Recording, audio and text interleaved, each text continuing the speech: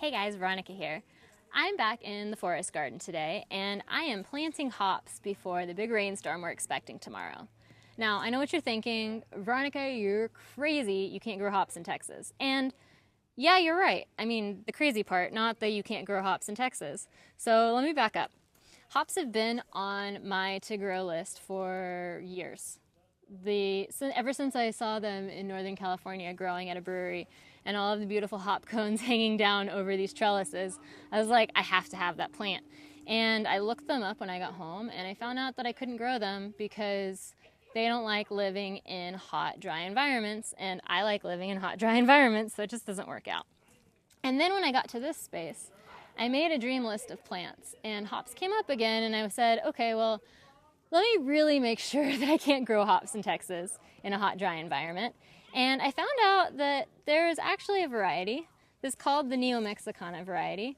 It is a cultivar of the wild species that grows along riverbanks and sandy areas in places like New Mexico and Arizona and Colorado.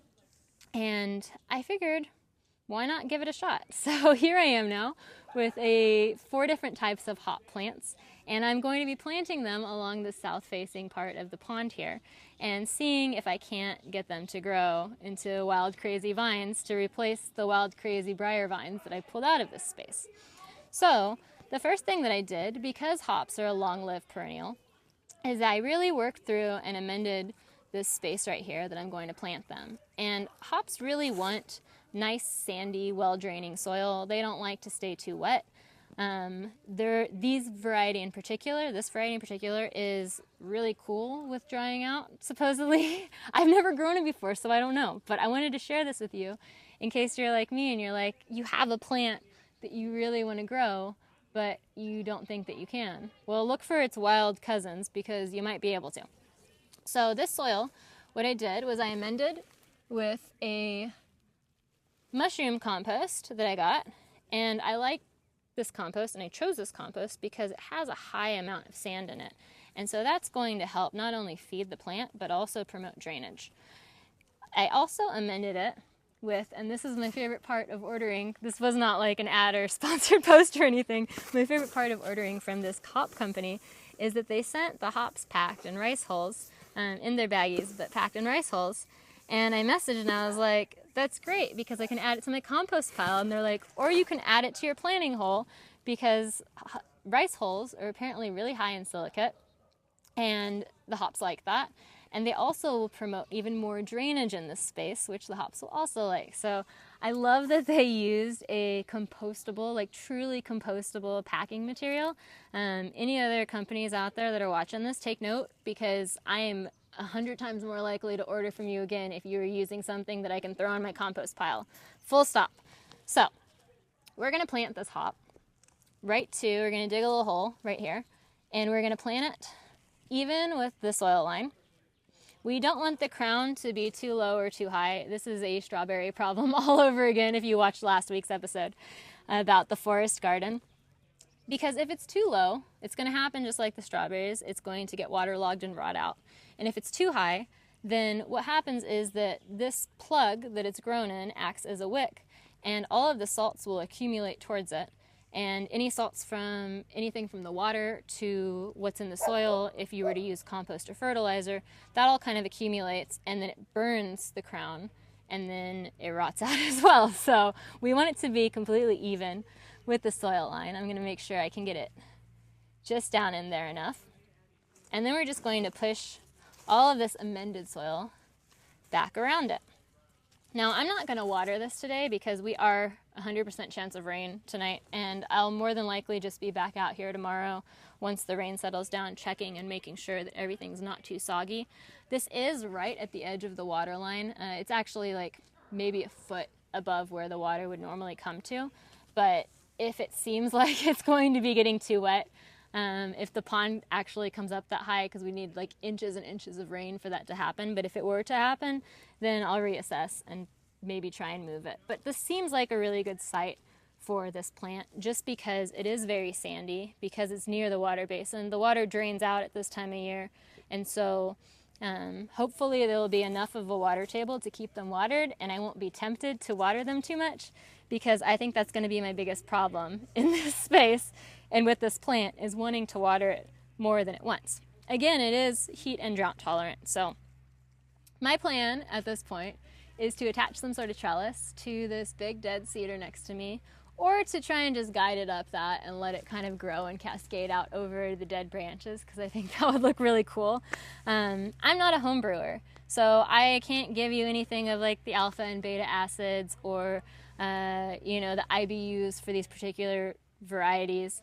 I will say that everything I've read about the Neomexicanas and getting more into the wild species, they're very bitter, but they're also super fragrant, like really high citrus, lemony, sort of aroma going on that's really bright and amazing. So because I'm not a home brewer, I'm looking at these more for the aesthetic qualities as well as just their function in the woods. Again, I had taken out a lot of briars and vines in this space, and so I want to keep the structure of the forest with the plants that I replace the plants that I removed with.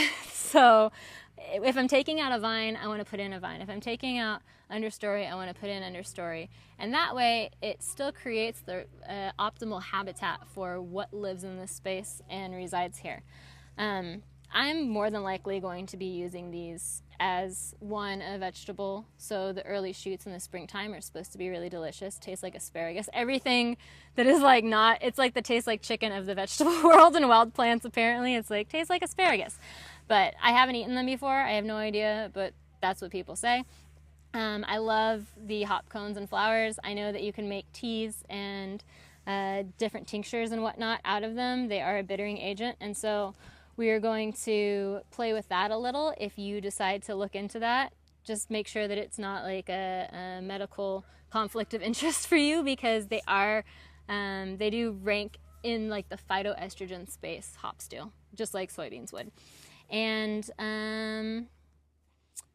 that's pretty much all I know about them right now. I mean, part of this documentation in this series is catching a little bit of everything that's going on around here. And so one of my things I do every single year is grow a plant that I've never grown before, that I know very little about, and try and learn from growing it and working with it, just more about how it functions in a space. So that's where I'm at with hops. I wanted to share them because I thought it was super cool, because I was excited that I was able to find a variety that could grow where I'm at when I just never ventured into the wild plant space with these guys, because I love the packing material and because I want everyone to dream a little bit bigger as far as what you're able to grow. I mean, hops are a really big emerging market in the US, and it's not going anywhere anytime soon. And so having the ability to do, more of a crop that was previously unavailable in a space like this, I just think that that's something that we should all be looking at if we're looking to have a very diverse variety of plants and species where we live. So if you have any questions, I can try to answer them, but I'm really hoping that all my homebrewers and hop heads out there, pop up in the comments and give me some advice about growing and trellising them, and help answer questions that I don't know the answers to. But yeah, leave them in the comments below and we'll see what we can't figure out collectively. Hit that subscribe button if you want to see how these work out throughout the rest of the summer, and if I manage to keep them alive and not overwater them, because I tend to baby plants a little too much, but we're going to try and be hands off. And follow me on Instagram at FlavorKit to see these in having a little bit better of a day when I first received them, as well as to see everything else that I'm growing and planting and messing with around here, and do daily stories. There's so much that I can't fit onto a YouTube video without it just being like nonstop. So yeah, that's pretty much it. Instagram at FlavorKit. And until next time, happy gardening.